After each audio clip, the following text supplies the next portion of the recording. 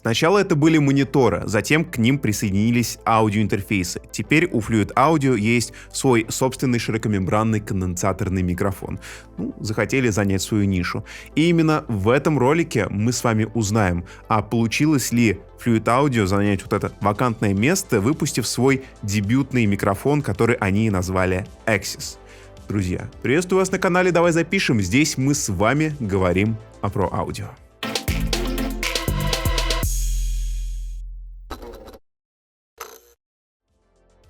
Начнем с технических моментов. Во-первых, весь сегодняшний ролик у нас является одним большим тестом. Звук мы пишем на Axis, используем наш внешний аудиоинтерфейс студийный и усиление подаем в размере 32 дБ.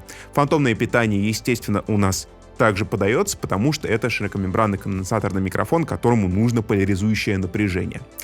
О самом микрофоне, вернее о комплектации, раз уж мы с вами начинаем говорить подробнее. Сам микрофон, поп-фильтр на небольших резинках, который цепляется за внешнюю сетку, за внешний гриль микрофона. И вот такой виброподвес в виде паука — это то, что мы с вами получаем в комплекте. Помимо этого в комплекте идет вот такой фирменный чемоданчик, в котором есть много чего интересного. Так. Во-первых, это ложемент, чтобы все предметы, которые являются комплектными, не метались беспорядочно по чемоданчику, когда вы захотите все это куда-нибудь взять с собой в дорогу. XLR провод размером 5 метров фирменной в оплетке, что тоже очень здорово, потому что вы можете взять такой микрофон и сразу же без каких-либо проблем подключиться в ваш аудиоинтерфейс без докупки дополнительных проводов.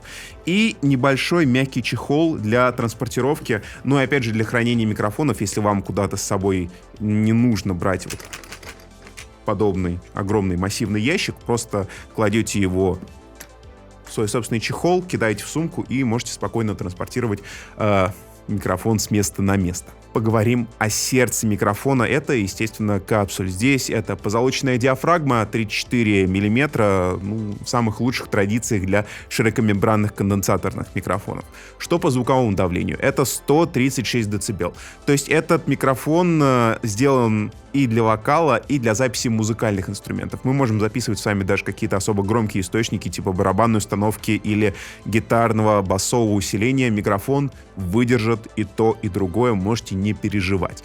По направленности мы здесь имеем кардиоиду. В принципе, эта направленность используется в 90% случаев. Если вы покупаете микрофон для дома, скорее всего, вы будете пользоваться именно кардиоидной направленностью, чтобы отсечь ненужный шум, и, естественно, отражение от близлежащих стен.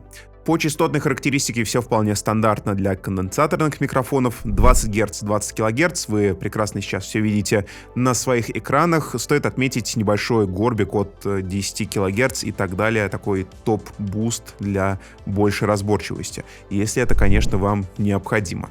Поговорим про внешний вид микрофона. Выглядит он достаточно интересно. Стоит отметить, что на нем нет каких-либо переключателей, то есть обрезных фильтров, аттенюаторов здесь не имеется. Будьте внимательны. Естественно, это латунный корпус, и выглядит он очень здорово, и собран он монолитно, что называется. Я предлагаю вам послушать этот микрофон на вокальном тесте, потому что голос, конечно, голосом, но кто-то для себя убирает широкомембранный конденсаторный микрофон для работы с вокалом. Именно работу с вокалом давайте и послушаем. Знаешь, часики стоят, и минуты с нами не говорят. Видишь, все вокруг молчит. Непослушно сердце в глубине стучит. Ты когда-нибудь меня простишь? Грозовые тучи с неба снимешь и не улетишь. Ты меня не покинешь.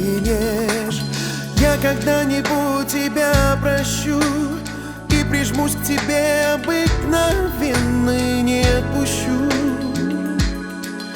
И останусь, наверное, если я когда-нибудь тебя прощу.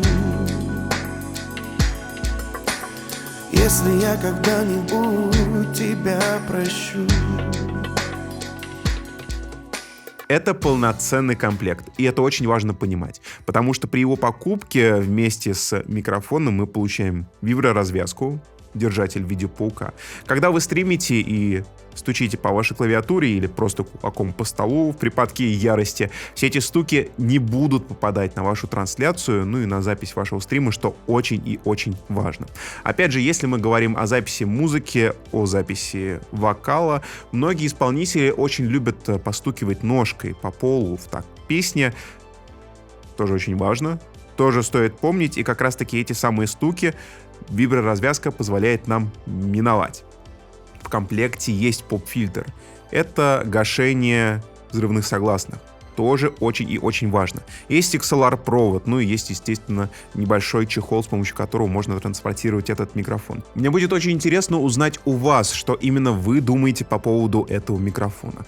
Понравился он вам? Не понравился он вам? Плюсы, минусы? Напишите в комментариях. Посмотрите, кстати, сколько он стоит, и в своем комментарии учитывайте цену, потому что финансовый вопрос, особенно в наше время, это очень и очень важный фактор. Я напоминаю, что это был канал «Давай запишем». Если ролик вам понравился, вы всегда можете отблагодарить нас и поставить лайк, и, конечно же, подписаться на канал, если вы этого еще не сделали. Ну и, друзья, напоминаю, что штатно именно за мной вы можете следить в моих соцсетях. Все ссылки прямо сейчас вы видите у себя на экранах. А я не прощаюсь с вами, а говорю лишь до свидания. До встречи в следующем ролике. Именно на него.